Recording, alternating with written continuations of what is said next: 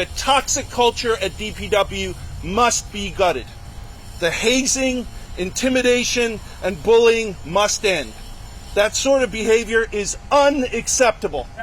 Union leaders, along with the Baltimore City Council, now calling for safety measures after a Department of Public Works employee dies on the job. The medical examiner confirming Ronald Silver died following a heat stroke while picking up trash in Baltimore City. An eyewitness tells Fox 45 News that he banged on her door, begging for help before he collapsed. This morning, we have community leader Pastor P.M. Smith joining us live this morning to weigh in on this situation. You heard the union leader there. Good morning, Pastor Smith, first of all. We heard the union leader there talking about hazing and a bad culture. This is a professional workplace. How is this happening in DPW? Number one, condolences to the family of Mr. Ronald Silver II. Number two, he's an employee of the city of Baltimore, an essential employee. I can do without the mayor city council for 6 months. I can't do without him and his services for 6 weeks. Critical. It's the conditions there. A 46-page report by Inspector Cummings a month ahead of this saying that conditions were subhuman. Her words, not mine. How can you work in a place when they don't have soap for you to wash your hands, or toilet tissue for you to use, or a shower, or they give you breaks, or they give you air conditioning? And here's a terrible thing. You talk to the mayor, you talk to the president of city council, they get historical by saying this has existed for the last 40 years. The Democrats been running the city for the last 40 years.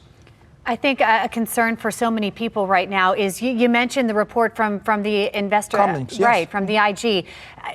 We talked about this. We talked about the poor conditions. We heard little outcry from anyone else. Why now? Why did it take a death to try and hear that there needs to be reform? Because it usually takes a death to get them to move. And it's shameful, but it usually takes something as serious and severe and final as this to get them to be moving. Remember, they took a break yesterday to discuss heat stroke, the cause. Oh, we know the cause, but when are they going to take a break and deal with the conditions? I think that's what the leader of the union was saying. The conditions are subhuman. And here's the thing. These are young men. These are working men. They're people. These are humans. I have family members. I have neighbors. I have men in my church who work in this capacity. And here's another thing nobody considers. Before you go down that alley, there could be a guy who got his drugs stashed there, and you got to get clearance from him before you go in that trash. It's a dangerous job. Nobody appreciates it. Most of them are men and women of color. How do we make this safer? Well, different kind of leadership. We have office holders, and as I said before, I know leadership when I see it. This is not leadership in the mayor's office, in the governor's office, or with the city council. Now, there's going to be a report investigation.